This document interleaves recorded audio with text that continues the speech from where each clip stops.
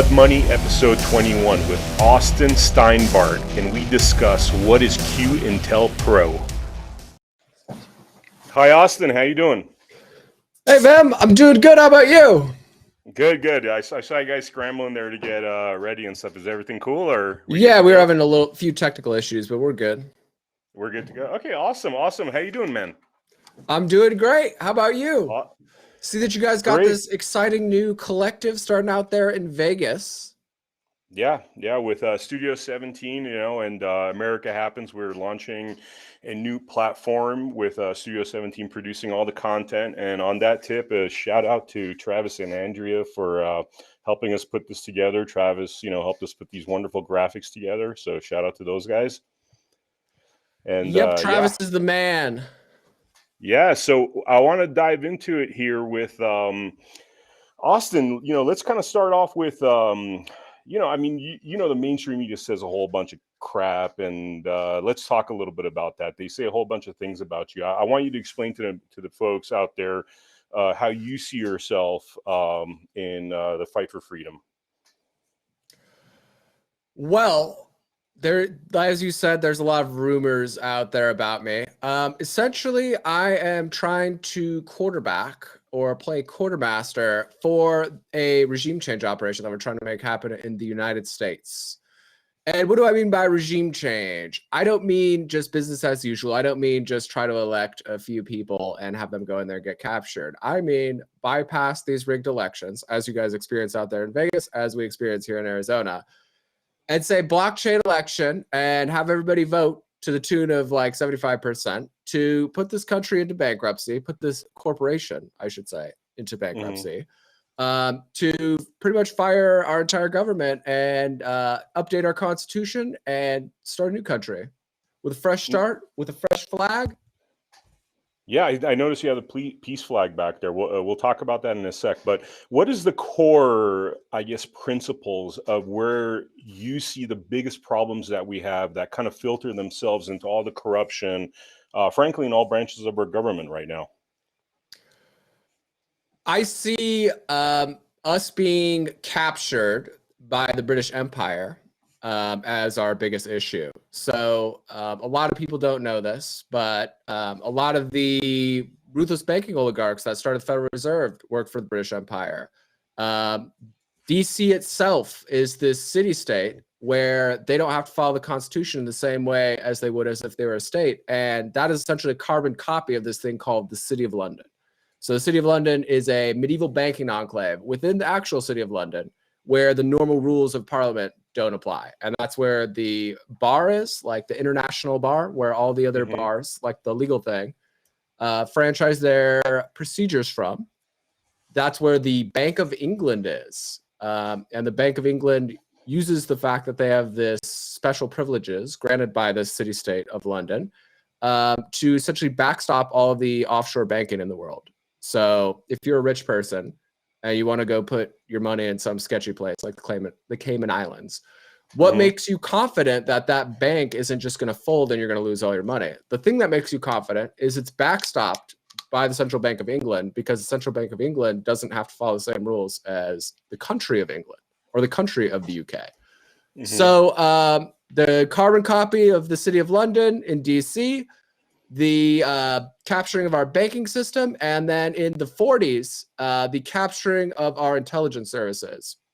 So as the World War II was breaking out, the MI6, the Secret Intelligence Service, came over here and helped us build OSS, which is the precursor to the CIA, from the ground up.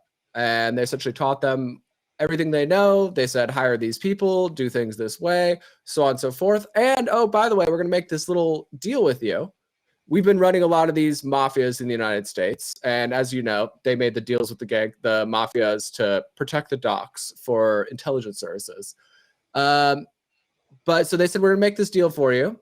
And essentially, when you need to order something that is illegal by United States standards, or you need to get rid of somebody that you guys can't legally do that, then you can call us up and you can use the authority of the Crown to be taking care of that.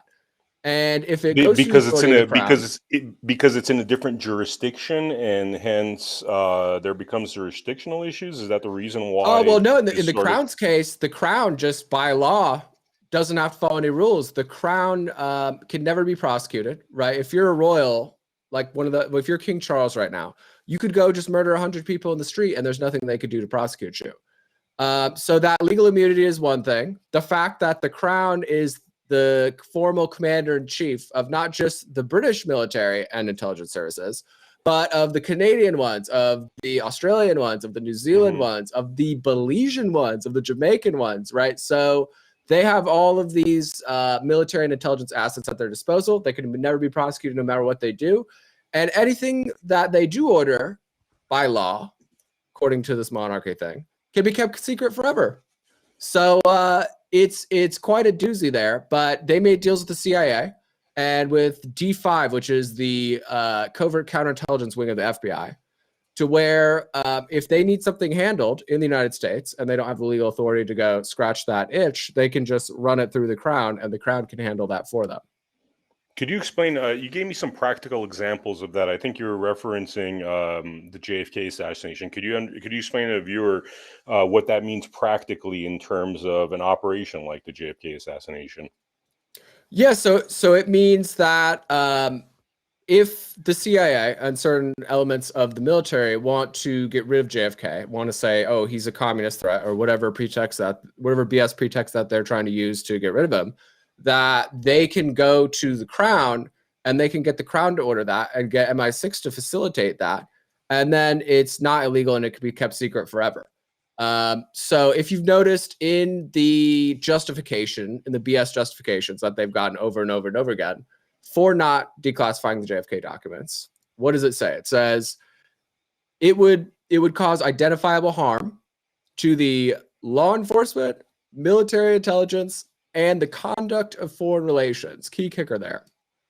So essentially they could label this classification because they could say, oh, if people ever found out that this was, the Brits helping us do this, then that would irreparably harm our relationship with the crown and with our closest ally.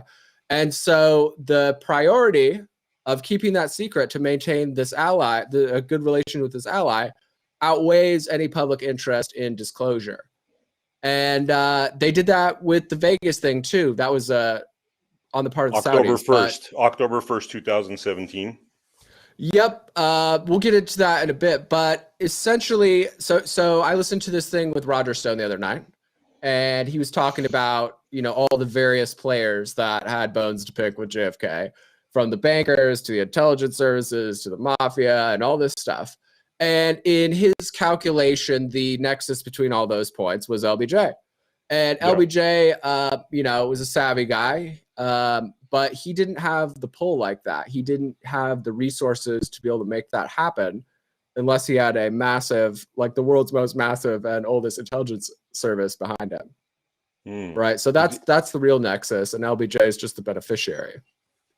Yeah, because the Roger Stone's book about the man who killed Kennedy's, he points a finger at LBJ as being pretty much the necessary fulcrum to all of the assassination plans. I mean, you don't agree with that assessment? I don't agree that he was the one that had the pull to make it happen against the president. And I think later on, he demonstrated this willingness to use foreign intelligence services to achieve his ends on the USS Liberty.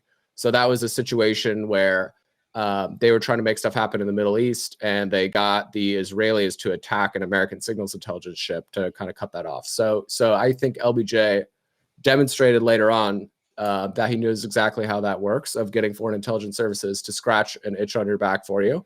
And so I don't necessarily think it's wrong that he was intricately involved, that he was, definitely wanting that to happen. He had that one quote, what was it, during the election, that was like, oh, they're like, why would you be his vice president? He's like, oh, well, it's just a heartbeat away from the presidency.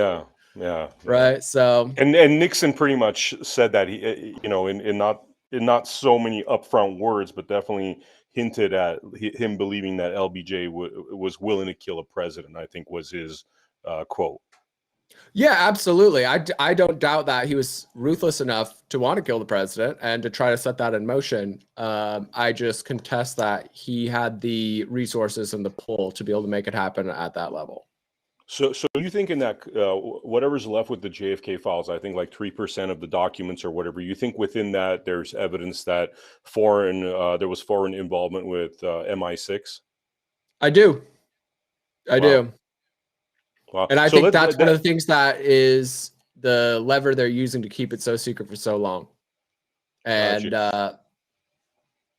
yeah, so I use the finders as my little lever there, the one where the CIA, right? Mhm. Even if they do terrible things themselves, that's allowed to come out, right? So the finders was that CIA child kidnapping ring, and they would steal these kids from tunnels out of preschools, and they would lock them in cages and do these crazy satanic rituals on them to traumatize them enough so that they would be docile and not run away. Mhm. So I think based on the finders, right, they are willing to admit that the CIA was involved in some of the worst things imaginable. And I think this JFK stuff, at least how they view it, is considerably worse.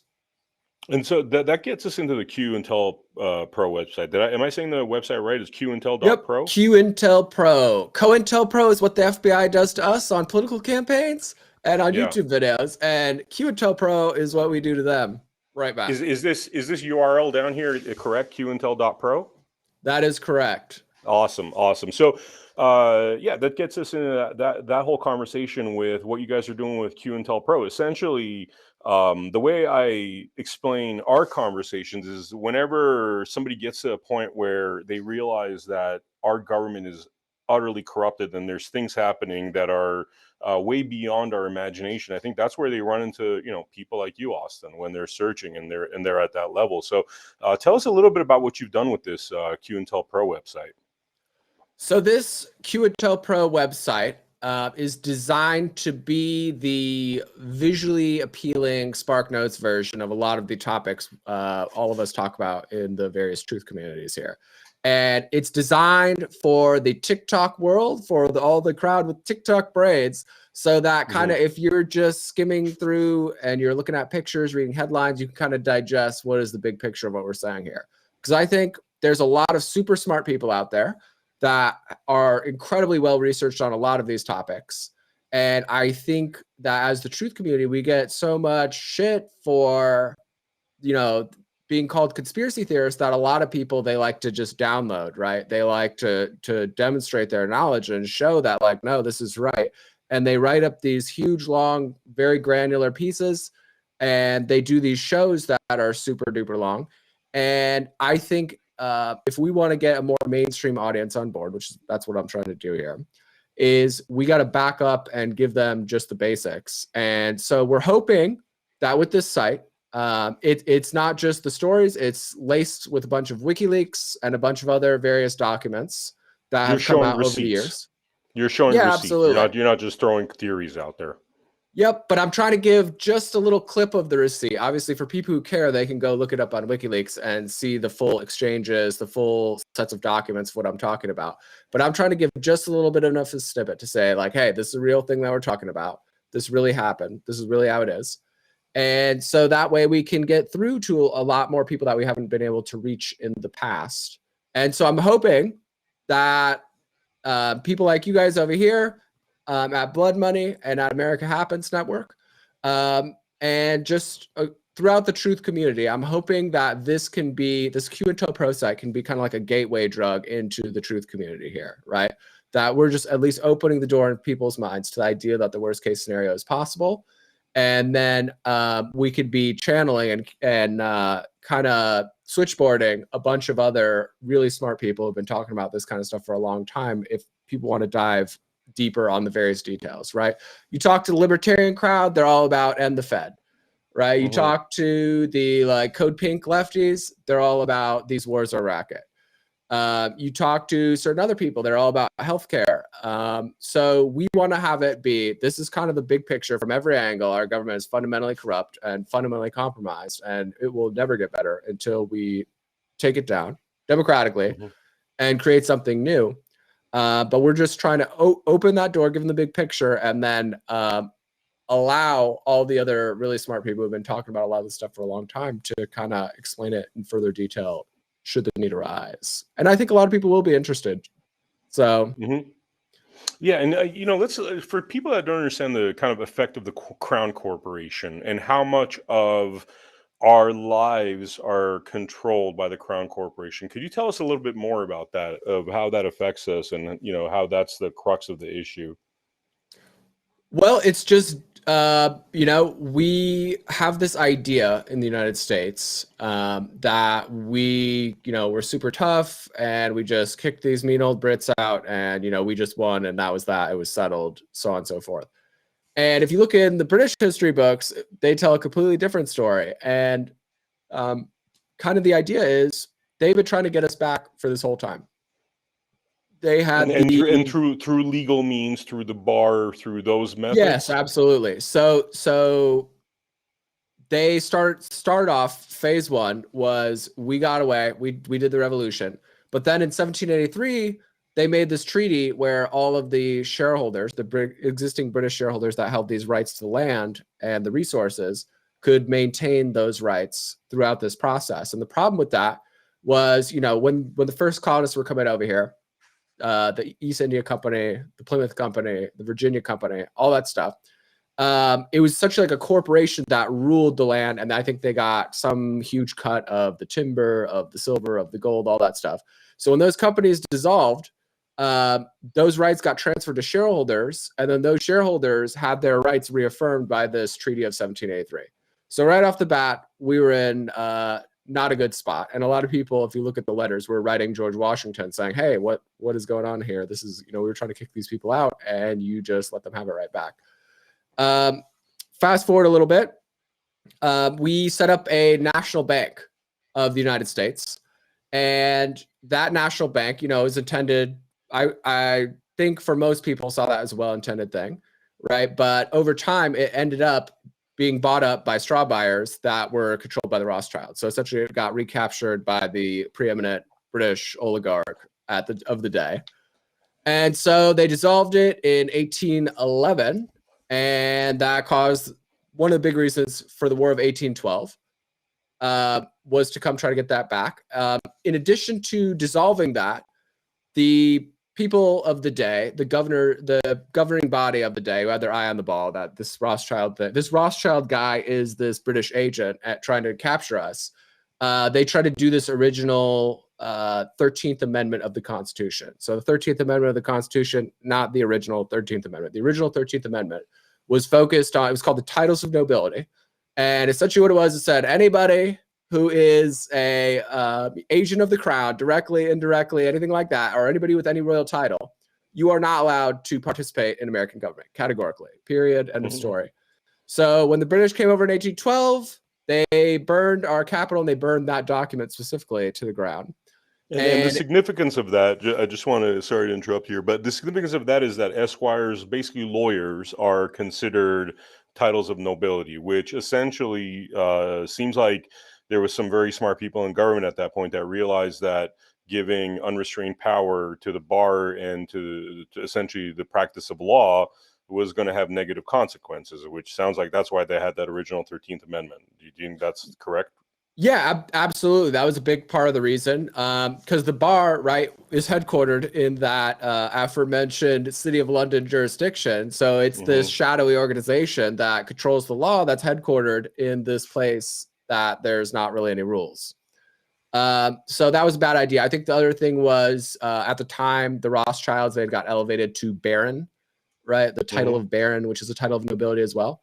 So bankers and lawyers, they were like GTFO with this new amendment, and that didn't get brought up. I think part of the reason was several of the founding fathers were also esquires themselves, so they would have been kind of like precluding themselves from participation there. But that was a sorely needed thing, and that never came back. And what that would have done, frankly, is I don't know if it would have precluded those politicians from, being in office. We would have just have to come up with our own legal society that's not a monopoly controlled by the City of London, basically. Yep, that's what we should have done. But that would have taken a lot of work, and you know, for whatever reason, that didn't happen, unfortunately. The other thing that happened later on was they did that Organic Act, and they said that DC is its own city-state now. We're carbon copying the City of London format here in the United States. And they turned the United States into this corporation. It's insane. That It's still insane. I mean, exists to this very day. the significance of this, I mean, I just want to break this down to the viewer, because we always wonder, why are things unjust? Why do we have a like unjust legal system? Why is everything, you know, there's an elite that, you know, has justice, and then there's like the little people, 99% of us, that don't see that same justice. And people wonder what's the root of that. And, you know, the way you break it down here in terms of the effect of going through these legal channels to essentially create laws, codes, regulations that are diminishing our God-given and constitutional rights is where the crux of this all lies, basically. Just ignoring our God-given constitutional rights at this point, right? Outright. Basically, yeah. So, all right. So essentially, the bar, City of London, they create this a new law, essentially, a new, you know, what they call legal by diminishing our rights. Could you tell us a little bit about that in terms of how they put all that into place? Well, I just the simple answer is, you know, they created a city-state that's not a state, right? It's not a state. It doesn't have this. It has a different type of government than what the Constitution originally prescribed. And based on that technicality of it not being a state, they just say, hey, we don't have to follow the Constitution in the same way, right? It's not the supreme law of land. It's more like a airy-fairy suggestion over here. Mm-hmm. Wow.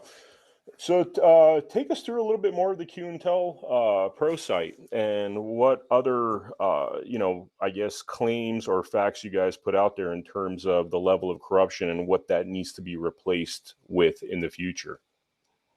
So we talk about, as we mentioned, the Cabal, and the Cabal is this medieval royal bloodline that controls a lot of countries in Europe right now, and it's all one bloodline, all offshoots of Queen Victoria. All of this, it's House Coburg and Saxe-Gotha, dating all the way back to this original house called House Wettin. And the thing about this is it was the Holy Roman Empire based thing, right? So the Holy Roman Empire used to be what Germany, Northeast France, some of Poland, Italy, all that was called. And the Pope was essentially like the arbiter of all these little kingdoms here, right? So these royals and a lot of these bankers, like the Rothschilds, like the Schiffs, like the Warburgs, they all got their start wheeler and dealer in the Holy Roman Empire. And so they come to power, right? They capture this British throne. The British throne is run by Germans, not even by Brits. And they've just had this very ruthless modus operandi, and they see us all as not people, as more like animals. And so I'm trying to be more specific with the language. I hear the Cabal a lot. The Cabal. Which, by the way, do you mind if I interrupt you real quick? When just for the viewer, when Austin is saying that they diminish your what you are as a man or woman, that's a literal thing. Where in their laws, don't they essentially state that we are chattel, or we are, you know, people in the middle of the ocean under maritime law, so we don't even get to enjoy under their system basically the laws of the land? Yep, that's how it works. So the British Empire, their power was sea-based, right? They weren't a sweet land power, but they controlled the ocean, right? So they wanted to get us into that maritime jurisdiction so that we're under the laws of commerce, of corporations, instead of the laws of people, right? So this is one of those things. They see themselves as like gardeners, and we are the plants, right? So they can just chop any of us, kill any of us, move any of us, right? They don't care. They see us as that low. And it's actually interesting. You see like Meghan Markle out there saying, oh, they're racist, they're this, they're that. But the thing behind the scenes they were saying when Harry was marrying Meghan, it wasn't about she was black. It wasn't like, ew, yuck, she's black. It's more like, ew, yuck, a commoner, right? So that's how they see the world. And they have, over the years, created this unkillable vampire system that is just holding us all in the Middle Ages. And a lot of people look at, they're like, oh, that sweet old Queen Elizabeth, how could she be that evil? Or, oh, this dipshit Charles, like, he doesn't even know what's happening. Like, how is he masterminding this? And at this point, this particular last couple generations of royals, far less ruthless or calculated as their predecessors, but this legal authority and this system that they've set up is the basis for the rogue intelligence agencies and their super oligarchs that they're organized around to be just manipulating everything and doing all this crazy stuff to us. Are there any other examples? I mean, we went over the JFK assassination. Are there any other examples where this kind of jurisdictional issue that they've created has, led to cover-ups, controversies, conspiracies? Yeah, so they have assassinated many of our presidents. So Lincoln was assassinated by John Wilkes Booth, but John Wilkes Booth was recruited, trained, hired, paid by agents of the British Empire named George Sanders and John Surratt. One of them worked for the Hudson Bay Company, which is like the East India Company of Canada. And the other one worked for the London-based Confederate Secret Service, right? So the Confederacy altogether was this empire strategy of, if your colonies are getting out of hand, I call it chopped and screwed, you cause wars, civil wars, and you chop them into smaller pieces. So this happens this very day, right? Sudan, I think the guy in 2011, his name was Omar al-Bashir, and he wasn't playing ball with what we wanted to do. So they went and they stood up this civil war, this insurrection in the South, ran by this maniac named, his last name was Kier, wore a cowboy hat. And they took all of the oil-rich section of Sudan and broke that off into South Sudan. So they do this in Africa all the time. They try to do it in the United States. But Lincoln, being like, he was, he wasn't completely perfect. He did some things that maybe were bad precedents down the road in certain cases. But in this case of bringing the South back in as if they had never left, that was the right choice, because it would have been an empire victory otherwise.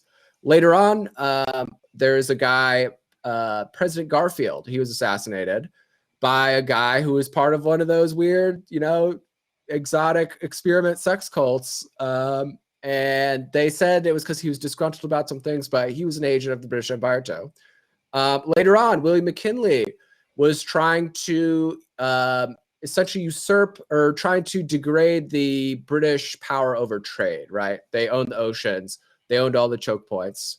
Suez Canal, Gibraltar, throughout the Caribbean, all of the key places. If you wanted to do business in the sea, which was how most of the trade had to go by the day, you had to go through the British and you had to pay them their cut and you had to follow their rules.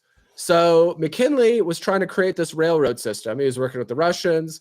He was working with the Germans. He was working with some other people. And they wanted to create this railway system that would go through the Bering Strait and all the way to the southern tip of South America. So you could get from Western Europe to South America by rail.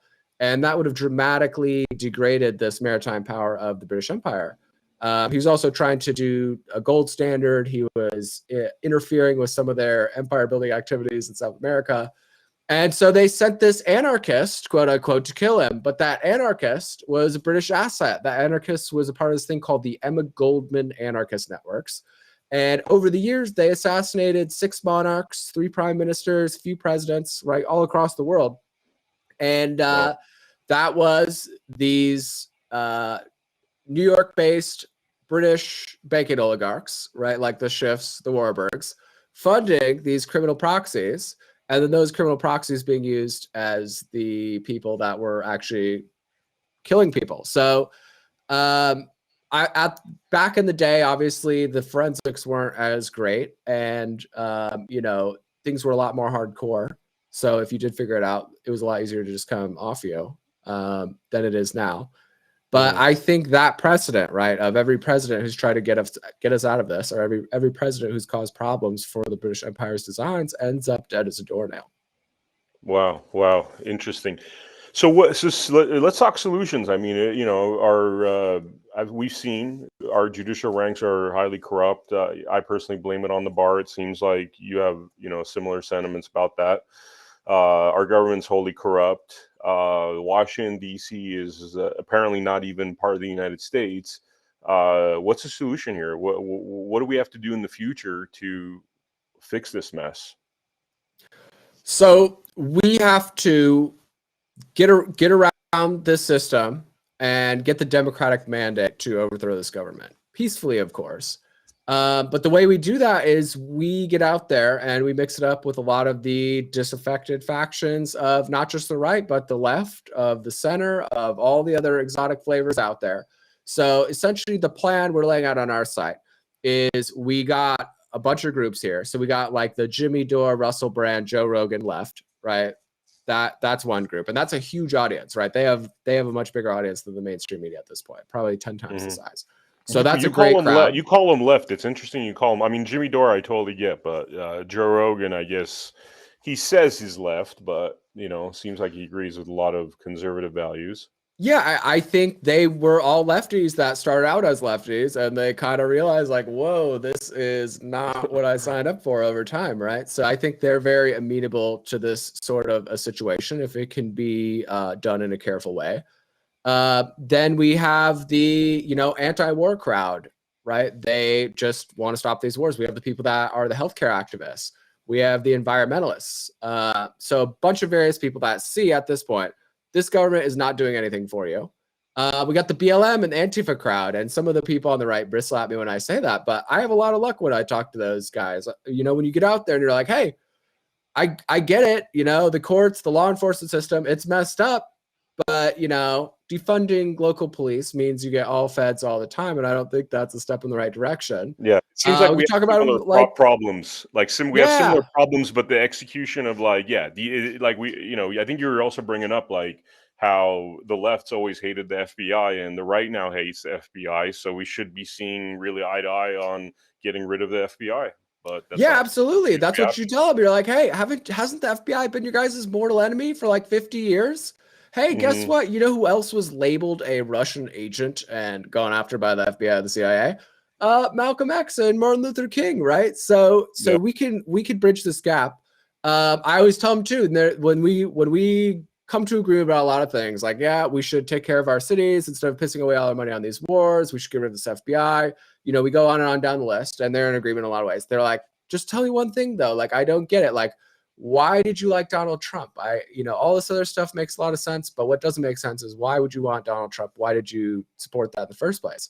And I just tell him, look, I wanted a bankruptcy, right? I wanted this country to do a bankruptcy. And guess what? As you like to point out every other day, Donald Trump is the bankruptcy guy. He's the guy that is an expert at protecting vast amounts of assets through nasty bankruptcy, right? So that was where my head was at. I wanted the Hugh and Molotov cocktail candidate. I didn't want the nice, I never, and I think this is what we got to explain to a lot of these lefties too.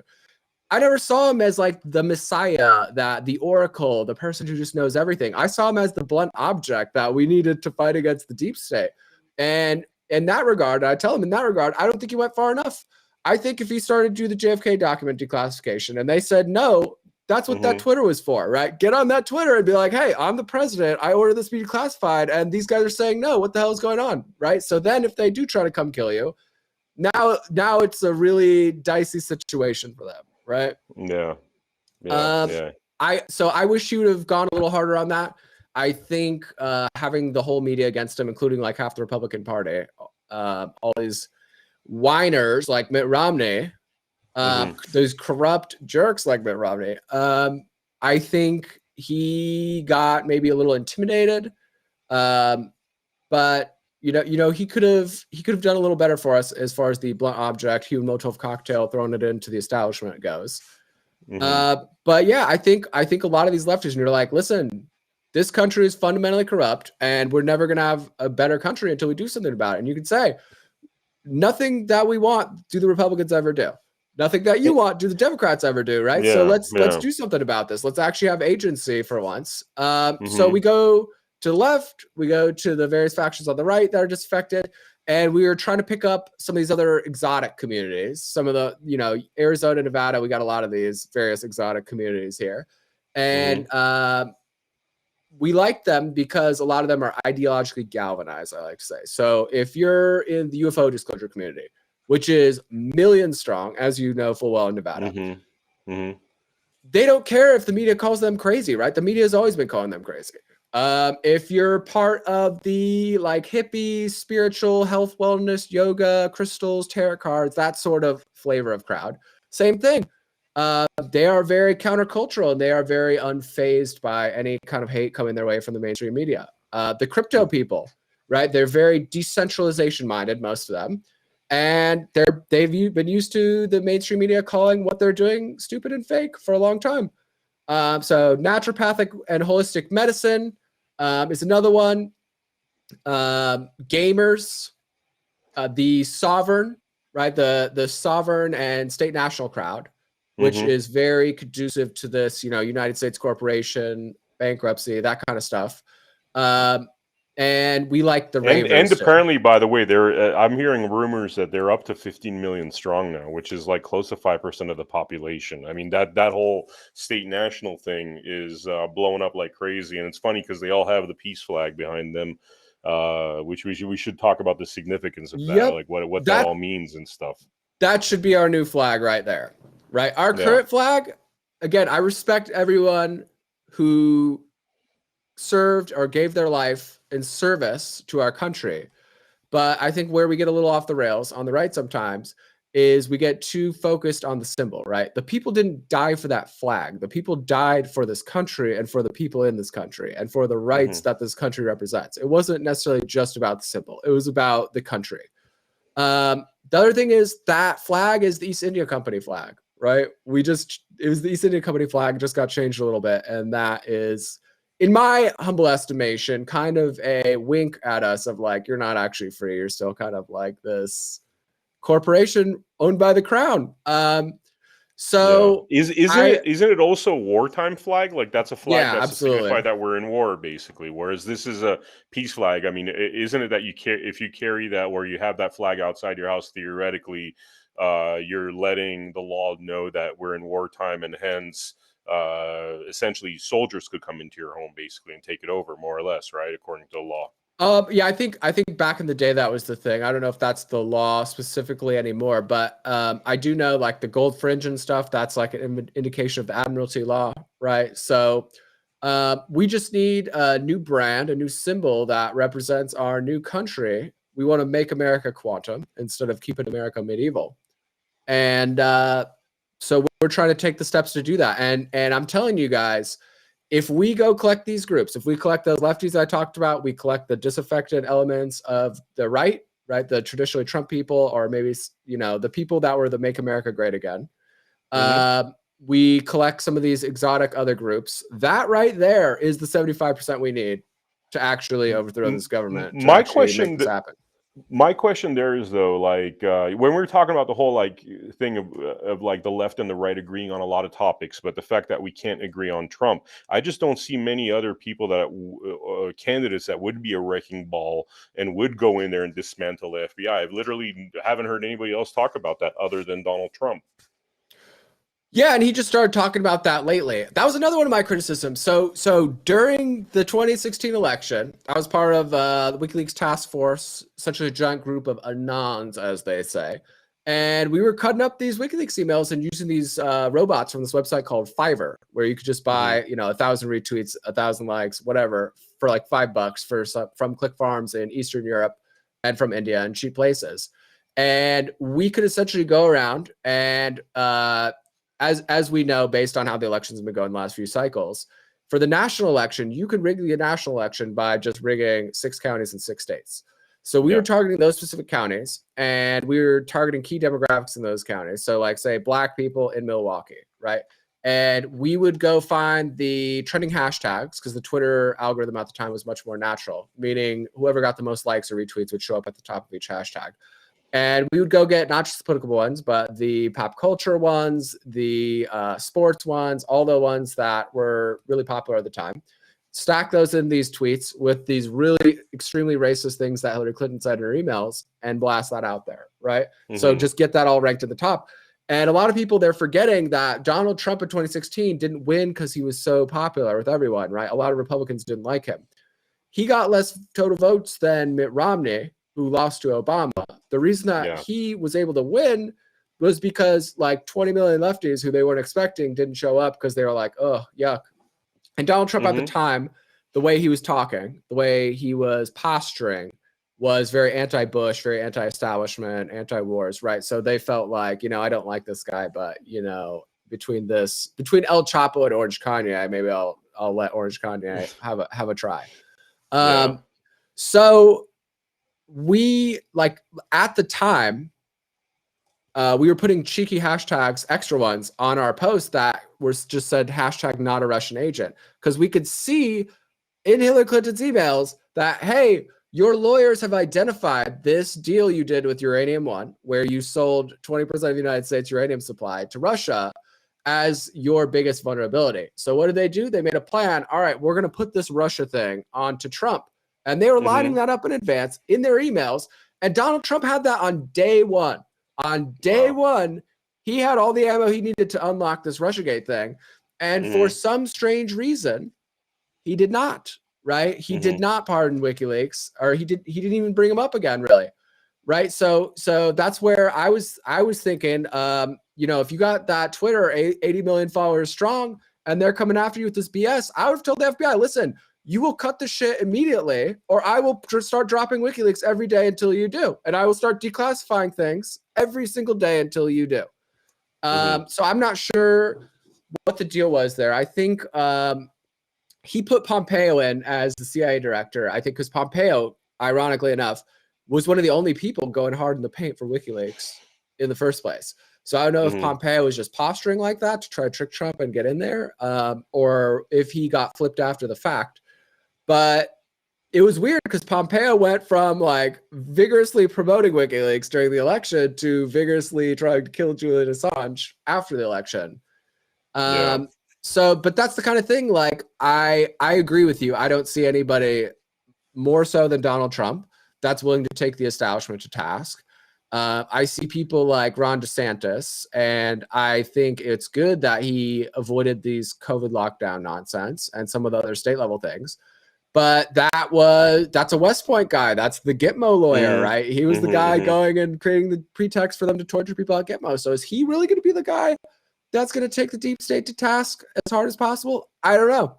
I don't think so. I mean, just watching his actions in Florida, whenever it comes to challenging the bar's power, which there's been a lot of challenges in Florida, by the way, that's actually gone through the state legislature there. He vetoes those kind of bills. So he seems, in my opinion, to be an agent of the bar. That's not going to really change much there. Definitely not the stuff you're talking about. Yeah, so we're in a tough spot, right? Because that was supposed to be Donny Boy's job, and he really kind of, for lack of a better term, he kind of got cucked in a lot of ways. So, if he figures it out, if he's down to ride, then maybe we'll give him another look. I'm waiting to see what the landscape is at the time, because I agree with you. I don't see anybody out there that's willing to go harder after the establishment than Donald Trump. And hopefully, after all of this nonsense, after all of these BS investigations, after all of this hell that they've put him through, maybe he would be willing to finally take it to the FBI for once. But we'll see. We shall see. And I think in the meantime, we got to stop relying on people to come save us in the government, right? Because even if, as we saw Trump, you get in there, it's a frozen steering wheel, right? You're only so powerful. And if the ways you exercise your power, right, the thing that makes the president powerful is he controls the federal law enforcement. Theoretically, controls federal law enforcement, controls the military, controls the intelligence services. Again, theoretically, but if your mechanisms of exercising power just give you the finger and do whatever they want, what are you going to do, right? Are you really the most powerful person in the world, or are you just driving with a frozen steering wheel? There was reports today about how nuclear codes were being hidden, conversations were being hidden from Trump, which is, I mean, it sounds absolutely treasonous, but they were doing this guy, and there doesn't seem to be any repercussions for really disrespecting the office of the presidency, It's outrageous what they get away with, especially in the military, right? The Pentagon just admitted again that, and this is what they'll admit publicly. So the real number is probably 10 times bigger. They're like, oh, well, we can't find $2 trillion. Sorry. And they just kind of shrug. And it's like, so what? So, and the Republicans in Congress, this is how weak they are. They were going to pass a thing that said, if you do this again, if you can't account for your money again in this ridiculous of a way, then you will have to give back 1% of your budget next year. Right? So Wow. it's like, oh man, don't do that. Right? 1%. Not a very huge threat. And not even that could get passed because the Republicans are so weak-kneed when it comes to the military. And again, the rank and file soldiers, like, we respect their service. We appreciate them a whole lot. We would be in not a good place if we didn't have them. But these generals and these admirals, these are no longer soldiers. These are politicians. There is no rank advancement up to admiral. There is no rank advancement up to general. You have to go get appointed and approved politically to make that happen. So none of these guys are soldiers anymore. They turn into politicians. And they do this insanely corrupt stuff. What other kind of organization could you just say, oh, $2 trillion of your money is missing, investors? Whoops. Wow. Like, guess we'll get them next time. That's insane, right? And guess what? Right after it came out that $2 trillion of their money was missing, what did they do? They gave them another $50 billion in a raised budget. It's like, didn't we just end the war in Afghanistan? Right? Shouldn't this theoretically be cheaper for us now? Where do you think that $2 trillion went, though? Where do you? I mean, it had to go somewhere. Waste, like fraud, UFO abuse, projects? Corruption, graft, black projects, the works, black projects, right? Yeah. Think about $2 trillion is way is enough to get everybody a piece, right? And what other organization would we let just continually poke us in the eye, continually steal our money, continually waste our resources and our lives overseas, and just keep getting away with it? And this is one of the things that I agree, like, in theory, with some of these lefties on, right? They're saying, oh, well, we wanted free college, and they said that would cost $50 billion a year. And you're like, oh, no, absolutely not. That's way too expensive. But then we can go give $50 billion extra dollars every single year to the military. Every single year they get that much more. Yeah. Right? We spend, as much as the next 10 countries combined on our military. We've given enough money to Ukraine this year. We've almost twice what Russia spends on its whole military budget in a year. We have given to Ukraine in the last 8 months. So it is absolutely preposterous. And I think this is one of the side, I come from the right. I grew up in the right. I just ran a Republican campaign, right? So, these are my people. But to my people, I say, we have to get over this reflexive reverence for military and law enforcement, right? We got to call balls and strikes. And it doesn't mean we don't support the rank and file people on the ground. It means, dude, if these people that run the most powerful organizations in the world keep thumbing their nose at us, keep poking us in the eye, keep wasting our money, keep getting a bunch of people killed, we can't just reflexively, every single time, just support that anymore. We got to get our heads out of our asses, and we got to call these guys out. And I think, for this Biden situation, that's actually probably going to help us get that done, right? Because you see this, they're celebrating the first tranny general over there. They made their military mascot dog like that BDSM costume. They're just be clowning themselves in a lot of ways now. So hopefully this will be a perfect opportunity for them to see when you disrespect those generals, and when you tell them to cut the shit, and when you say you're a bunch of crooks, that's not disrespecting the rank and file of the military, right? There is no, underneath them, there is no room for disobedience, right? They don't get a choice for whether they obey or not, right? So we're not blaming all the good people in the military.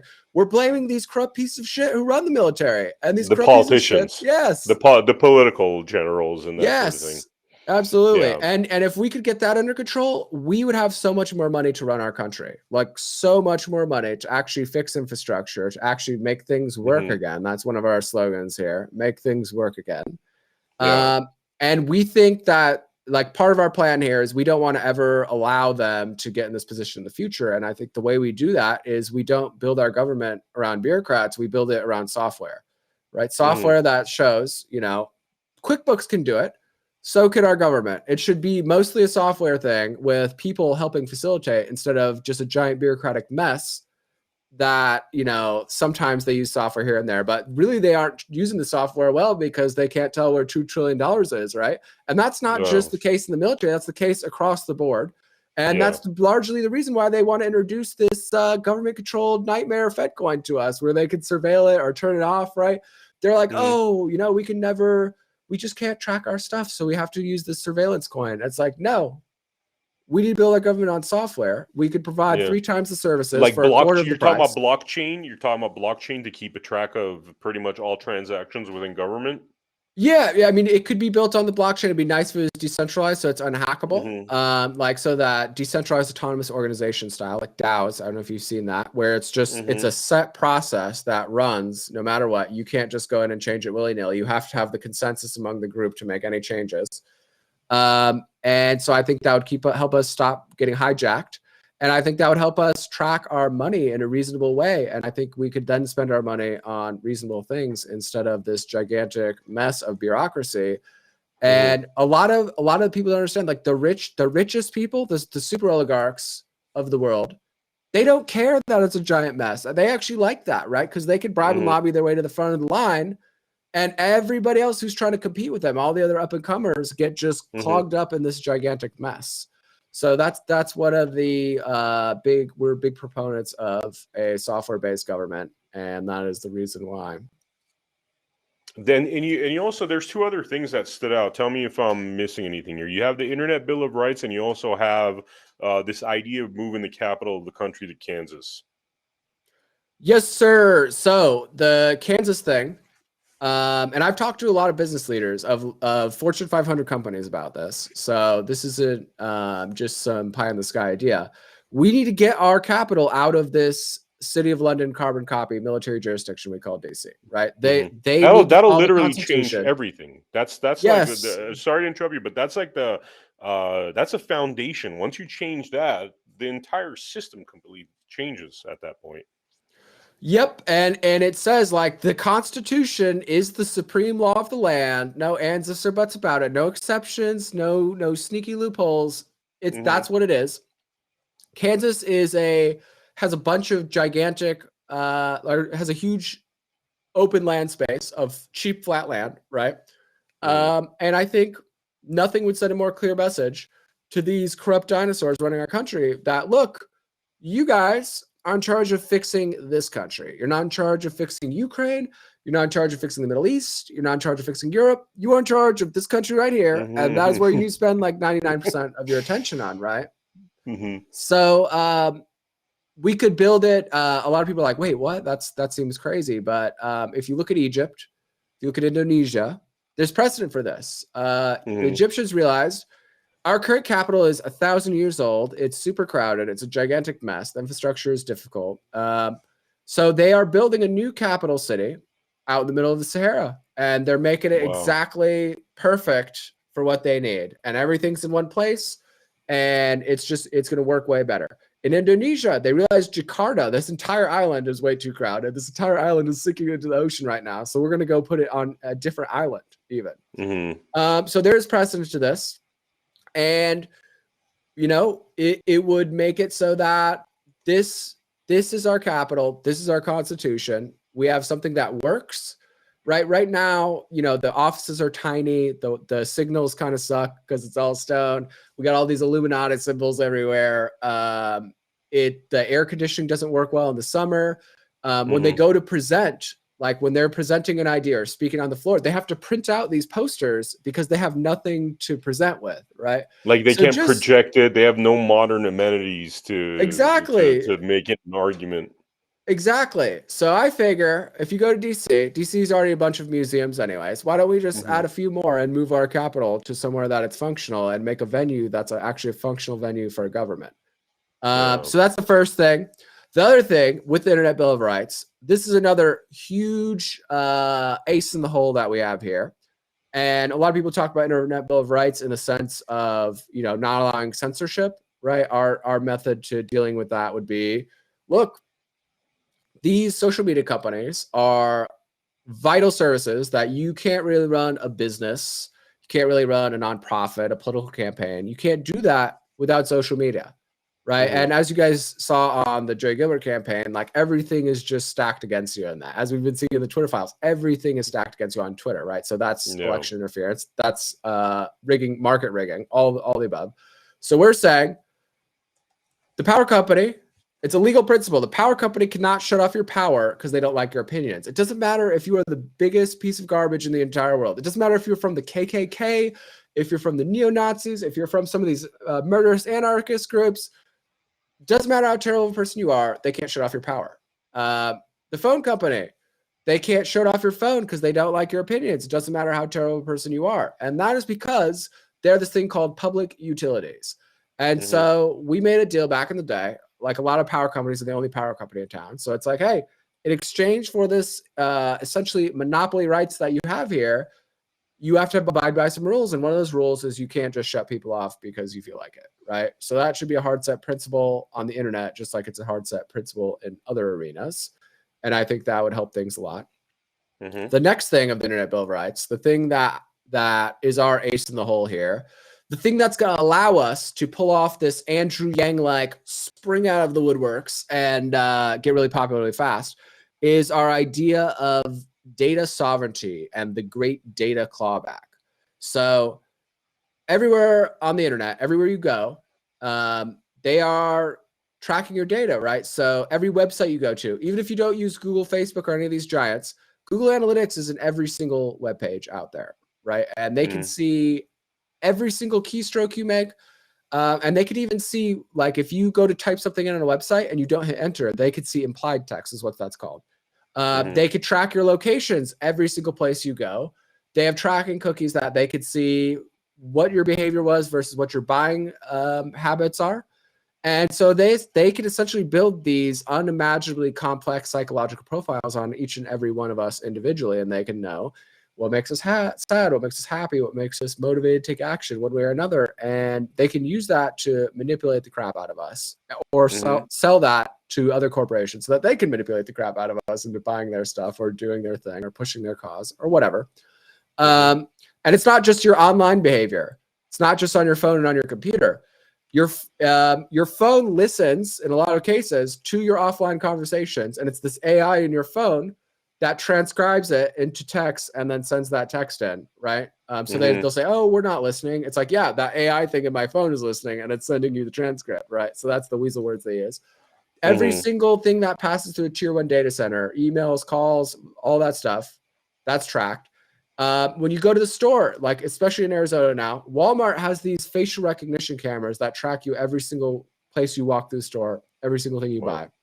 The banks, they take your name off there, they give you a number, and they aggregate the data and give that all to these AI companies and these tech giants. The hospitals, they take all of your medical data and they give it over, they sell it. The DNA companies, they take all of your DNA and they sell it to big pharma, right? So everyone's getting rich off our data except us. And that data right now is worth trillions and trillions of dollars. And moving into the future, it's going to be exponentially more valuable, tens, potentially even hundreds of trillions of dollars. So what we're saying is that, look, if you want to cyberstalk the shit out of us and make trillions of dollars off our data, then you need to pay us our cut, right? We own the data. That data should go to a blockchain that we own. And every time that gets touched, whether that's by a corporation, by an AI, by a federal law enforcement, by whoever, we got to get paid our cut every single time. So this is essentially a path to eventually $1,000 to $1,500 a month for every single person in the United States and potentially the world if they pick it up too. And so we're calling that our universal passive income. It differs from universal basic income in the fact that it's not just a handout from other taxpayers, which wouldn't be fair. Universal passive income is a fair business exchange that allows everybody to earn money off the value that they're generating for these tech titans that are taking over the world, right? And this data, it's becoming more and more valuable. It is the gas that every single AI company needs to use to function, right? These AI, if you want to train your AI, you need a mountain of data to have it learn, right? So in exchange for us allowing these robots to take over the world, they got to pay us our cut, right? Obviously, we can't really stop that stuff, but we can slow it down a little bit, and we can make it more expensive, and we can make it more fair as they gobble up more and more of every industry, right? We got these chat bots taking over customer service. We got these factory robots taking over a bunch of manufacturing jobs. In Arizona, we have these self-driving cars everywhere that right now I could pull up my phone. I could order a car without a driver and I could go somewhere in a car without a driver, right? So they're putting a bunch of drivers out of work. So what are we going to do in a society where in the next decade, there's going to be tens of millions of jobs? How are we going to manage that without just descending into Mad Max land? And how we're going to manage that is with this regime change, with this Internet Bill of Rights, and with this universal passive income that allows everybody to get by based on the value that they're providing. Better than their solution. Their solution seems to be population control, killing large amounts of people from what their actions and their words that are coming out of certain European capitals. This is a brilliant idea. Is there anything that we missed in terms of Q-Intel Pro?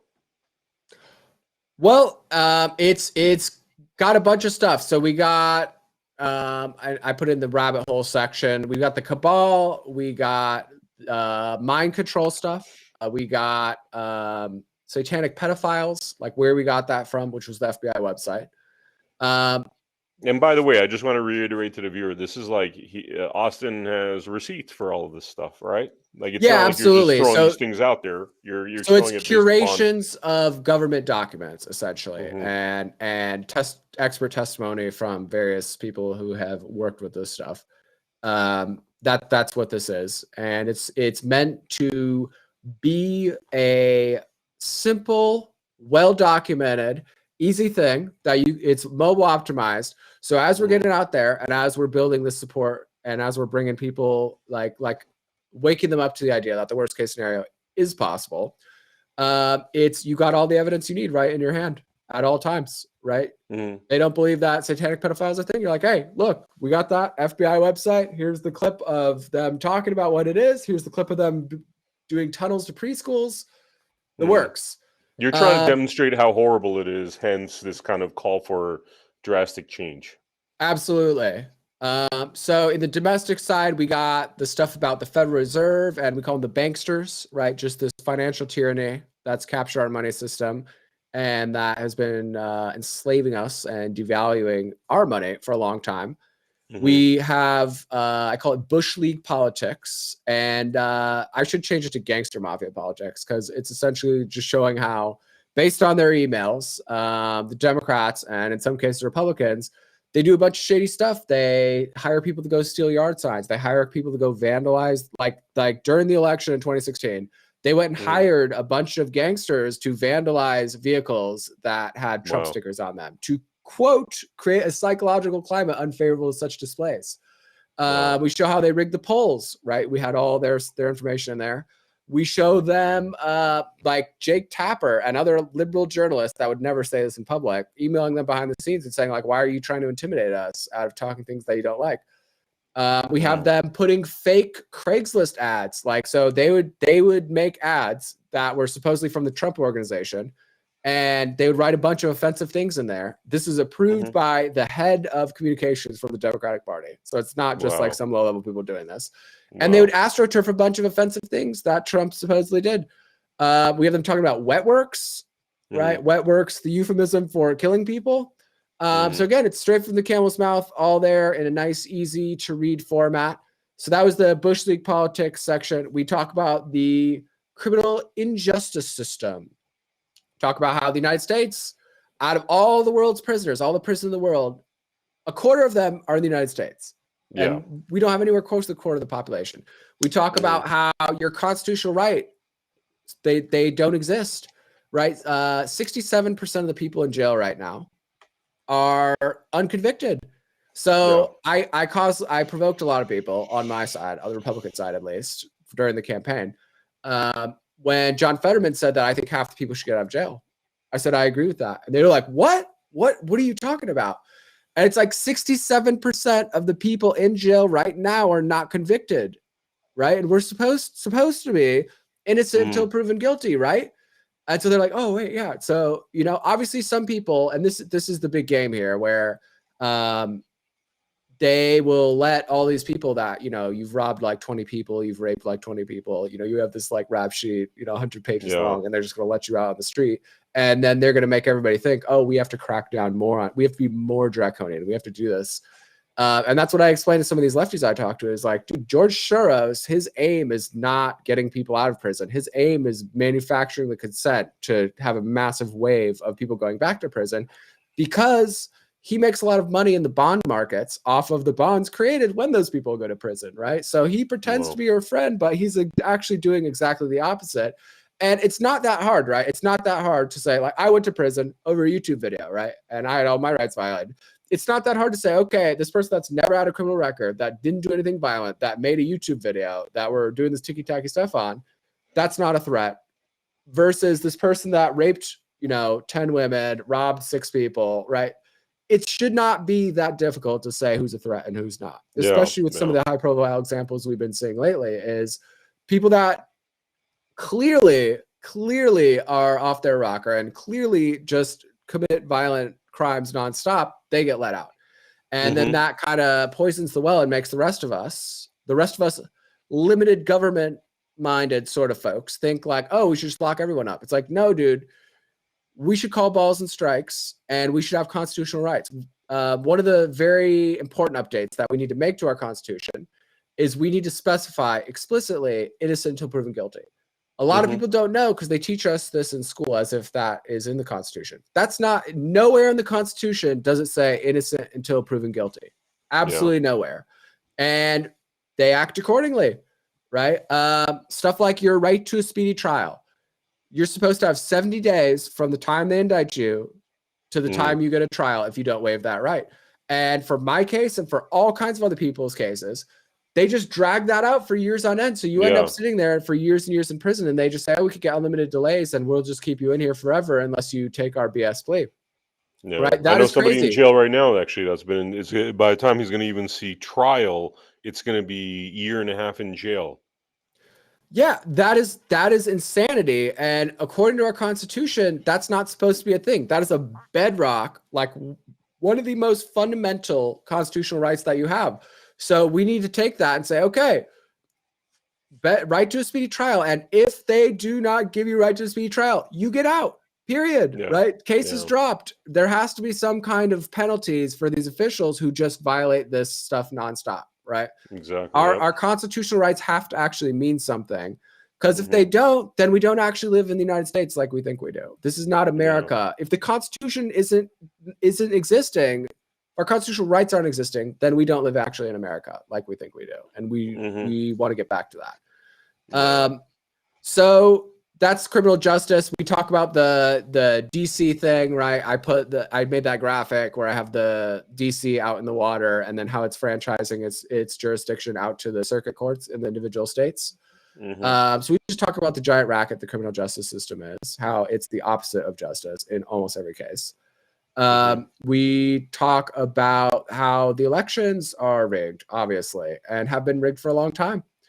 And we show, in a lot of cases, like clips from MSNBC of them, back when it was okay for liberals to question elections. We show WikiLeaks of how Google's openly interfering in the elections. We have a link on there.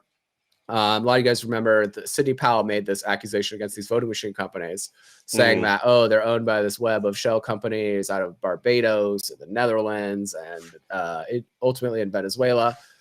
All of those allegations that she got sued for, those were out of a CIA briefing sent classified to the embassies in Central America in as far back as 2006. So our government has known since 2006 those voting machine companies are BS. So what she was saying was legitimate?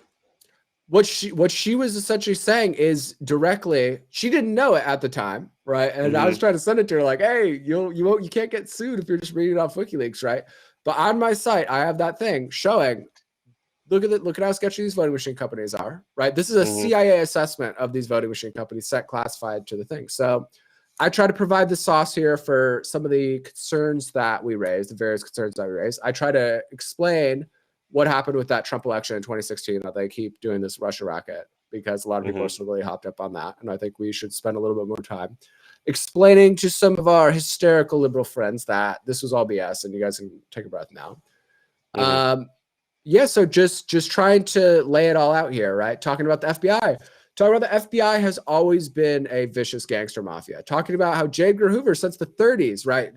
He would blackmail politicians. He would work with the mafia, right? He was one of the most despicable human beings on earth. And that is the godfather. That is the founding father, essentially, of the FBI. So the FBI, they say, oh, it's just gotten corrupt lately. No, it's always been corrupt. It's always been terrible.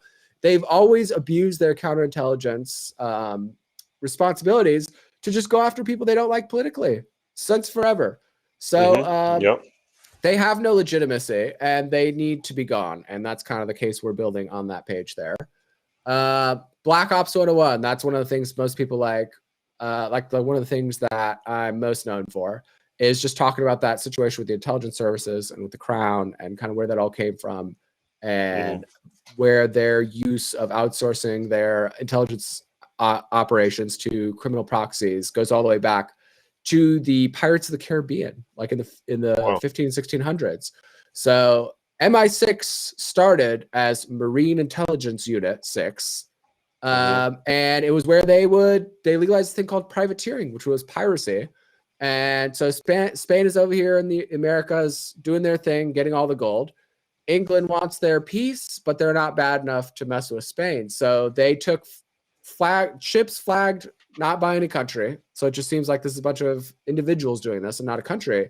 And they would go attack those Spanish treasure ships and loot them. And that was kind of the origin of MI6 in the first place. And when there weren't Spanish treasure ships to attack, they created these pirate colonies in the Americas that got by on selling humans, slaves, and prostitutes, and heroin, like opium. So this human trafficking and drug dealing intertwinement with the intelligence services goes all the way back to the days of the Pirates of the Caribbean. And that's kind of the case I'm laying out there in that Black Ops 101 page. And it's still plaguing us to this day, right? A lot of people, they don't correlate the two. But if you notice, as Bush's 2 wars escalated to Obama's 7 wars, the opioid epidemic in the United States absolutely exploded. And those are independent things. Those are directly contingent upon each other, right? So that's what makes me popular with a lot of black people. Like, hey, wasn't the CIA doing this drug dealing racket in the inner cities, right? And you guys are all crazy conspiracy theorists for that. And now we're saying that, and now you guys are calling us conspiracy theorists. So hey, hasn't this been your thing for a long time? So it makes it people like that section. I talk about Libya, Syria, Ukraine. These are just a few examples of many, but they're ones that we have all kinds of documentation for. Like in Libya, they were openly giving weapons. And if you click on the links there, you could see in the classified CIA briefing, they're saying, oh, these people that are fighting Gaddafi that were arming were the same people who we were fighting against in Iraq. And they're like, yep, but the media has no way to prove it. So whatever, who cares?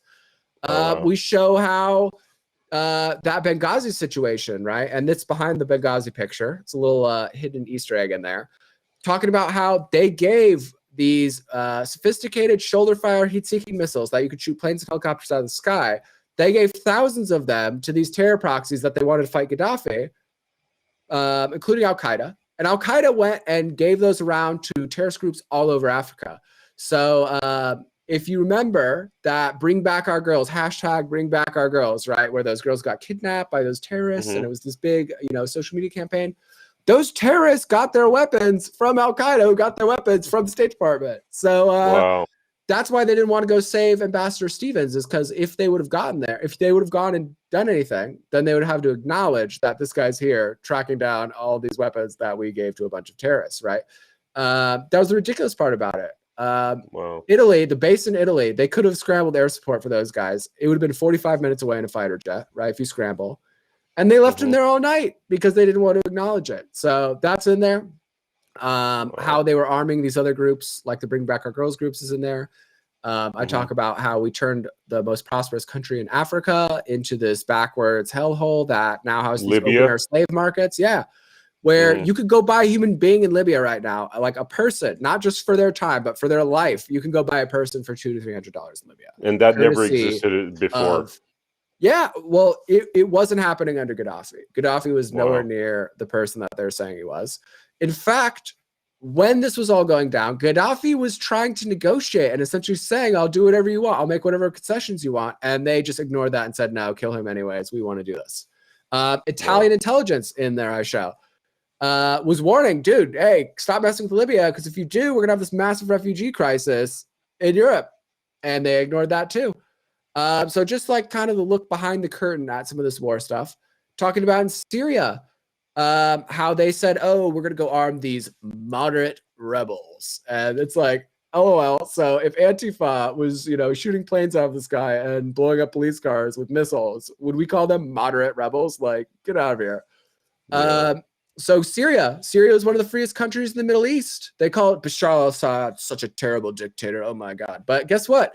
Syria is one of the only places where women could go outside without head coverings. Syria is one of the only places where people could smoke. Syria was one of the only places that people could go dance at nightclubs or drink alcohol, right? Syria is one of the freest countries in the Middle East if you actually look at, the comparisons there. Yeah. And under that pretext of, well, we got to get rid of this horrible dictator, they went and armed a gigantic terrorist army that stormed across Syria. Syria is got all kinds of ancient artifacts and historical sites, right? And these terrorists would just go blow all them up, right? Yeah. Temples in Palmyra, like Roman temples that had stood there for 2,000 years, survived everything in 2,000 years, all the wars, all the changes of hands. Those terrorists just went and blew them up, right? Sadistic stuff. And they were burning people alive. They were cutting people's heads off. And so if you look at that page, it is a little graphic. But the idea there is I'm trying not to sugarcoat this for you. I'm trying to show you, like, I hope you are disturbed by this page. I hope this makes you sick to your stomach. I hope that this makes you realize that this government is evil. Like, this is not hyperbole. This government is evil. And they are taking our money and wasting it. They are flooding our country in drugs. They are going and stirring up all the problems that they claim to be trying to fight around the world. And then get this, when those terrorists weren't winning fast enough, what did they do? They went and they took chemical weapons. They got the Saudis, KSA of Saudis, to do these staged chemical weapons attacks and essentially try to manufacture our consent to go to a full war there, right? So just preposterous on every level. And so I show, hey, here's the situations. And then later on, I put some videos on there of the in-depth analysis from both the UN's weapons inspectors and from some other independent journalists of like how these chemical weapons attacks, there's zero chance that they happen how they said they did. And all of the evidence points to this was something coordinated by the United States coalition of Saudi Arabia, Qatar, and Turkey. Wow, insane! And they basically reduced that country to rubble to at one point, right? Now they're making a bit of a comeback. Or there's troops, and this is one of my bones to pick with Trump too. Is like, dude, you said no. They said yes, and then you just kind of caved, right? So there's American boots on the ground to this day in Syria, and there's American troops in Syria occupying the oil-rich areas and essentially looting their oil right now to this day. And we have all these crazy sanctions on Syria, right? And who does that affect? When we sanction food, when we sanction all this stuff, is that getting Bashar al-Assad? Is that getting any of the oligarchs in Syria? No, that's just starving a bunch of poor people, right? Their country is already destroyed. Yeah, it's just like it's in crazy. Iraq in the 90s. Yeah. Yep, and it's like so you guys went and killed in Iraq, for example, 1 million civilians, 1 million civilians killed by the United States, and you guys are talking about how these terrorists are so bad, right? Like how it's not even close. The carnage caused by the American deep state and our British allies does not even compare whatsoever to the carnage caused by these terrorists that we stood up in the first place. I talked about with the Ukraine situation. This is another thing where, Trump is at his frozen steering wheel over there, right? So Ukraine's popping off. They staged this stunt, right? They went to this place called Maidan. The CIA was provoking all these protests. And then they got some of those neo-Nazi guys to shoot rifles down at the crowd, and they killed like 100 people. And then the media all blamed it on the Russian-aligned president at the time, even though that was totally BS. So he gets ousted. We install our puppet, and this whole thing gets off to the races in 2014, right? People in the Donbass, like in the eastern part of Ukraine that Russia wants to take right now, they've been getting cluster bombed since 2014, right? There's been tens of thousands of people and cities reduced to rubble since 2014. This war didn't start in 2022. It started in 2014. And so it was all started by this sadistic stunt that they did. Then when the United States population and the president, Obama at the time, was reluctant to go to war, the CIA right? Remember that flight MH17? Yeah. Gets shot down over eastern Ukraine. So this is a passenger airline full of women and children and civilians. And the CIA tricks the Russia-aligned rebels into shooting that plane down by feeding a bunch of misinformation in there that's one of those fighter jets that was coming to bomb them, right? At the time, they had tons of fighter jets coming to bomb them. So they tricked them into shooting that down as if that was a fighter jet on purpose so that there would be mass carnage and so that the people in the United States would be down to go to war with Russia. This is the kind of stuff they do. And this is why we need to completely get rid of this system.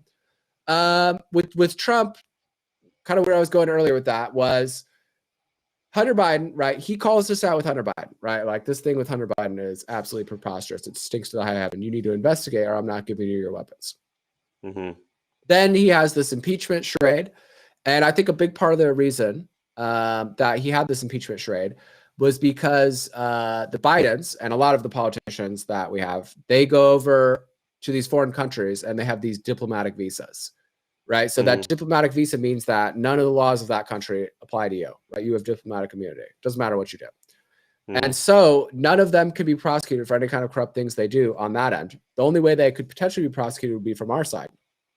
Since the FBI is so close to the CIA and MI6, if they're like, hey, stand down over here, which they do all the time, then they can essentially make it so these politicians can go do these rackets overseas and get them eyeballs deep in corruption so that we're forced to go to war, even when it's super unpopular. Like this Ukraine thing is super unpopular, no matter how much they try to astroturf it in the press. And they still send all this money over there anyways, because all of our politicians are eyeballs deep in that.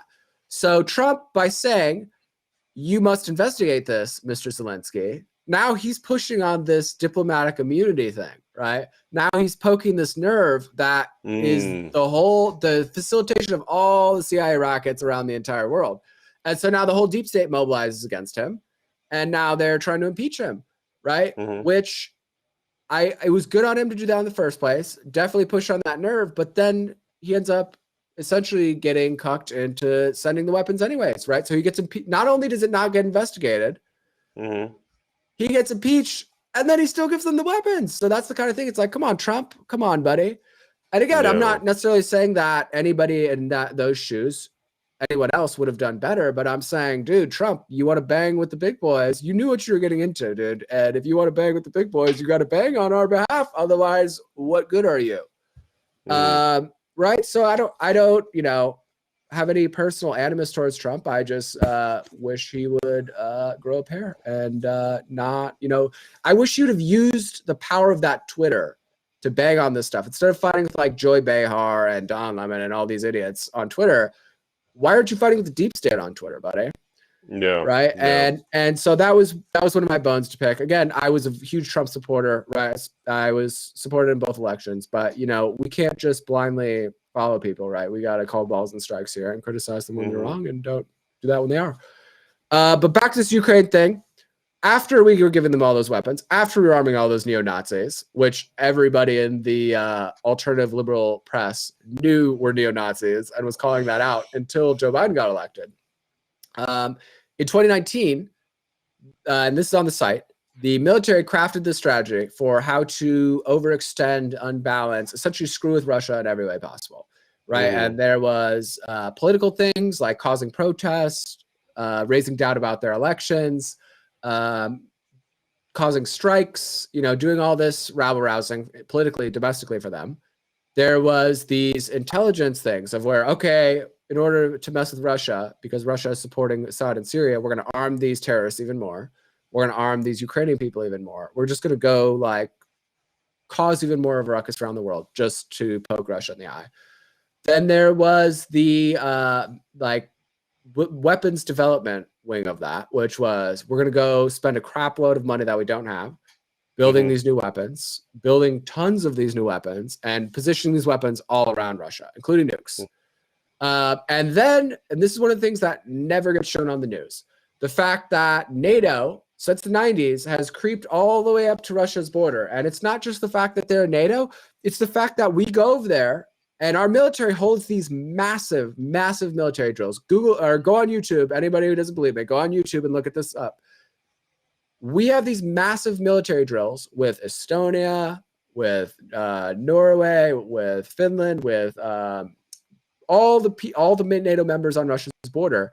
And these drills are essentially tens of thousands of our troops firing weapons, doing all this stuff, and simulating an attack on Russia right on their border. Wow. Right? Wow. So this just intentional antagonism is what we were doing, ramping that up extra hard in 2019. And ironically enough, in the report and in their emails, they say, hey, do this stuff, but do it at your own risk, because this is a very belligerent strategy. And if you don't do this carefully, this will definitely provoke a war with Russia. And so what do? They do it very ham-handedly. And sure enough, it provokes a war with Russia. And then we act like, oh, Russia's so evil for, defending their interests, right? How is what Russia wants to do with Ukraine any different from what France does to North Africa, right? Yeah. France owns most of North Africa. All 15 of the biggest North African countries are legally required to hold their gold reserves that back their currency in the French central bank. They're legally required to do business with French companies. And if they don't, and if anybody gets elected who does it, the French sends the Foreign Legion to go kill them or to go put that down by force. And I know this, guys who used to work for the Foreign Legion worked for me, and they would have all these kind of crazy stories about how, we had this bunch of kids we had to kill this one time, and it was just horrible, and I have really bad nightmares about it, and whatever. The UK, they still own Jamaica, for example. The commander-in-chief and the formal head of state of Jamaica, go Google this if you guys don't believe me, is the King of England. What is going on, right? So how is Russia wanting to have this, exert this influence on a country right next door to it? How is that worse than what Britain does all around the world, what France does in North Africa, what a lot of these guys do, right? So Russia's like, dude, this is in our interest. Ukraine, for most of its history, was a part of Russia, right? It used to be called Kievan Rus. When Russia was started, it was called Kievan Rus, and Kiev was part of Russia. So it's just completely preposterous. And the worst part, the absolute worst part about this whole thing, is that Vladimir Putin knew exactly what we were going to do. You know why? Because he had all of Hillary Clinton's emails, aka the person who oversees the State Department and has all of the CIA dirty doings in her emails. He has their entire playbook, and so does anybody with eyes, right? So they can pretend to us like that doesn't exist, but all of our enemies have our entire playbook, and that's why, from a foreign policy standpoint, we just get clowned on nonstop. It's because everybody knows exactly what we're going to do, and these dumb dinosaurs that run our country, they just never stop doing the same thing, right? So even if you don't think they're evil at all, at very least, you should acknowledge, we definitely need a new playbook here, because everybody is completely clowning on us, right? Russia stored up a bunch of precious metals, right, to keep their currency strong through this. Russia had back channels to all these other countries that when the United States was trying to pull this BS, a lot of countries are saying, you know what, screw those United States sanctions, screw the United States rules, screw SWIFT, which is the money transfer system that the United States uses to try to chop people off when they don't like them. Screw all this. We're just going to go join this trade bloc with Russia and China called BRICS, right? Even Germany, Italy, a bunch of European countries are starting to move this direction too. So it's not just evil what we're doing in Ukraine. It's not just ridiculous. It's such a case study in self-sabotage, right? Nothing has done more to diminish the American power around the world than this retarded nonsense in Ukraine, right? A lot of our trading partners are moving away from us into bed with China and Russia. Saudi Arabia is now selling China, the world's biggest buyer of oil. They're selling that in yuan, right? So for people who don't know, we have this thing called the petrodollar. And if you think about our dollar, it's based on nothing, kind of like cryptocurrency, right? So the more people that use it, the more valuable it gets. It's very arbitrary. And so back in the day, we did this thing where we shook everyone down and we're saying, hey, all of your oil, all of your international trade, you have to do it in dollars, right? So to artificially hold up the value of our money. Well, now with this Ukraine situation, a lot of these guys are saying, screw this. We're getting away from the dollar and we're doing our own thing now. So financially, militarily, diplomatically, this situation in Ukraine is objectively a disaster for the United States, to anybody with eyes and anybody with a brain. And it's nothing is accelerating the demise of our country faster than this singular thing that's happening in Ukraine. Yeah, that all our corrupt politicians are cheering on and proudly supporting. It's insane. Yep. Well, Austin, did we not touch upon anything that we should touch upon, or did we cover most of the website? I think we covered most of the website. I also have in there a resources section, just real quick. So one of them is WikiLeaks. Obviously, WikiLeaks is a big resource, and I try to show people, like, just have it be a quick, simple thing about all the insane stuff in WikiLeaks. A lot of people think, oh, that's just Hillary's emails or it's just George Bush stuff. But they dog out people from all over the world. Right as they were getting called Russian agents by the American government, they dogged out FSB, like the Russian intelligence services. They leaked a bunch of their stuff and dogged them out in a huge way too. The Turks, the Saudis, everybody gets dogged out by WikiLeaks. Great source of information. I show some other sources, just kind of like some other big document dumps there. One of which is the Panama Papers, which helped the people in Iceland enact a regime change in their country back in 2011, a grassroots kind of hacker and activist-led regime change in their country. Check that out if you guys haven't seen that. That's awesome. We have those informational resources. Then we have a bunch of really cool open source intelligence tools. So things for anonymity, like when social media is censoring you and you want to get around that, there's tools to get around that in there. On the website too. That's awesome. There's tools to bypass paywalls. There's a bunch of like data, like raw data resources in there. If you are part of the movement, if you're trying to help us change this country, there is a bunch of free photo editing tools. Like, so there's a free, like pretty much full version of Photoshop that's web-based and you don't have to pay for it in there. That works really well. Wow. There's one of those magic erasers where if you want to erase something out of a picture, but you don't want to erase the actual picture behind it, the AI can deduce what's there. There's one of those upscalers. So you know how in like CSI when they get a really grainy image and they're like enhance and it like grows and it like, so we have one of those in there.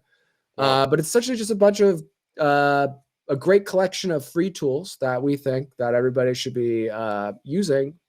And there's photo analysis tools in there. So in real time, as the Ukrainian government was putting out these BS pictures, we're using some of these photo analysis tools that we have on our website. People on the internet were able to say, look, this is photoshopped clearly, right? There's clear signs of it when you look at it under the right light, and we have the tools in there to do that.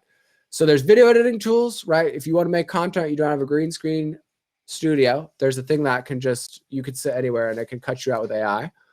This is all on the Q Intel Pro site. Yeah, it's on the OS intelligence tools. So we got that, and we got a bunch of other fun stuff. I call it the hacking tools section, and I have to disclaim because I've been to prison already that this is for educational purposes only. But essentially, there's a company called Kali that they make this version of Linux that is a collection of all the baddest fun toys and gadgets from across the internet. Wi-Fi sniffers, password attack, just anything you can think of, right? Hundreds of these things for every category. And they built it all into this really snazzy little operating system that you can install it on a USB drive and put it into any computer and boot to that USB drive. So you could use this thing using the resources of that computer. And then when you get up and you walk away, you pull the USB drive out and there's no trace of you ever being at that computer. So again, for educational purposes only, I need to specify. But check it out; it's some cool stuff. It's some fun toys. So we're trying. Awesome. We've been a part of the movement for a long time. We're doing this thing called the quantum movement, essentially a regime change operation in the United States. And this website is our attempt to be like have a more mainstream posture to show people that like, look, we're not just a bunch of tinfoil hat lunatics from the internet. We're actually like coming at you with some pretty hardcore facts here. And we use a bunch of fun tools and techniques to get that done. So check it out if you haven't had a chance. QIntel.pro and follow us on social media. And we're going to be doing a lot more great content over the next year or so, trying to ramp this thing up, trying to pull it Andrew Yang with our universal passive income with the Internet Bill of Rights and get a bunch of people who normally wouldn't be very amenable to our position on board. And working with awesome guys like these guys over here at America Happens, right? I have that right. These guys are awesome. Right, the whole crew. So my little crew in Arizona that worked on the Drone Davison campaign and that works on the quantum movement here. We had a chance to get up there and hang out with some of these guys from this Vegas crew. And these are some awesome guys. You know, support what they're doing, follow their stuff. They're a bunch of really awesome people. Vem here probably knows more about this trust law and U.S. corporation stuff than I do. This is one smart cookie right here. So anybody who hasn't, you know, tuned into this show regularly, check him out. But yeah, so sorry. Go ahead. No, I was just saying that's how we connected, is like trying to figure out how to get us out of this mess, you know? And the peace flag too. I mean, that's a big state national concept right there, you know? Yeah, we're trying to turn this into the symbol of the revolution here. Like whatever direction you're coming at this from, if you think this country is irredeemably corrupt, throw up this flag here, and that's how you're going to let us know. Awesome. But I want to say real quick before I go, I encourage everyone, after seeing this group, right? We have our group in Arizona, they have that group in Vegas. Get together with like-minded people from where you're at. Do shows, support candidates, like make it happen. And even if it's like 5 to 10 of you, like these guys in Vegas show just how awesome that model is, and how, you know, you get a group of like-minded people, and we could take over each individual market in the United States, starting with Vegas and Arizona and branching out from there. And that's how we make this happen. Decentralized groups of patriots and truth seekers, moving and shaking, making stuff happen. So that huge fan. You guys, if you guys haven't subscribed to America Happens, check them out, support them. They're awesome. Thank you. And you guys, what you guys are doing out there is amazing too. It's just great to have like patriots that actually care about the future of this country, and just like you said, like-minded people. We gotta, you know, stick together, and it's all about getting this information out. You know, I think as many podcasts as there are out there, I mean, we're combating a huge mainstream media apparatus. We need all of us out there pitching in and trying to get this information out. Absolutely. And I encourage everyone to try to mix it up with people who we don't normally get along with, right? If we want to get to this 75% figure, we got to go collect all of the groups who have bones to pick with the government for whatever reason that is, right? And it's just got to be, you know, we don't have to agree on everything, but it's just on this one thing: bankruptcy, constitutional convention. We need 75% of the people. So get out there and chop it up with people that you don't normally agree with. And I bet you'd be surprised how many of them also agree that this government, it needs to go.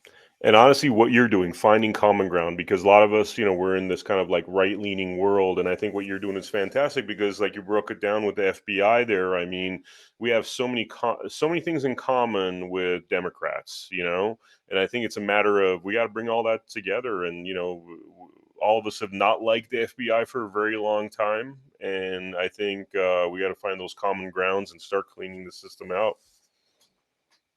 And we just got to talk to them and say, look, this has always been your thing. I came to your side on that issue and you ran away. What's up, right?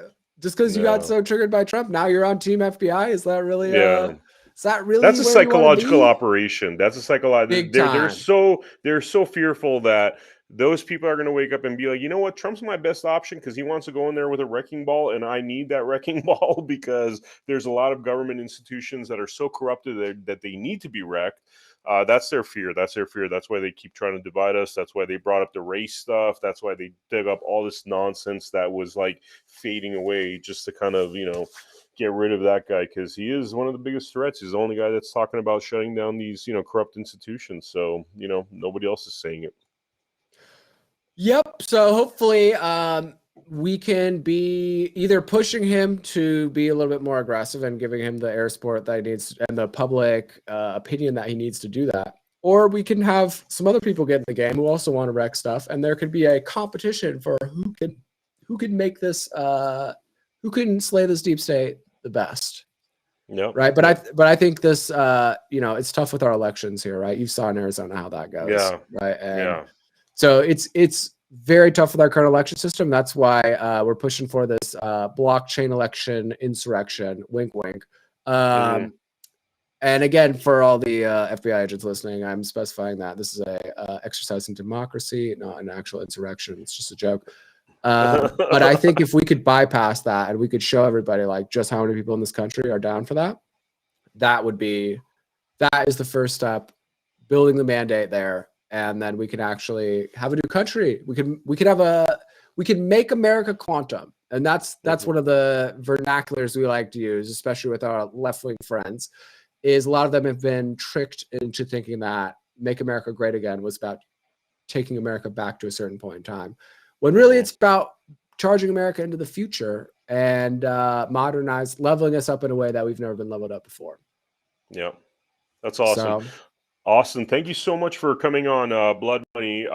Just a quick note for the viewers out there. If you want to go on to americahappens.com and shoot us your email address, we'll notify you on future episodes of all of our shows, including Blood Money, and we got a whole bunch of shows on there.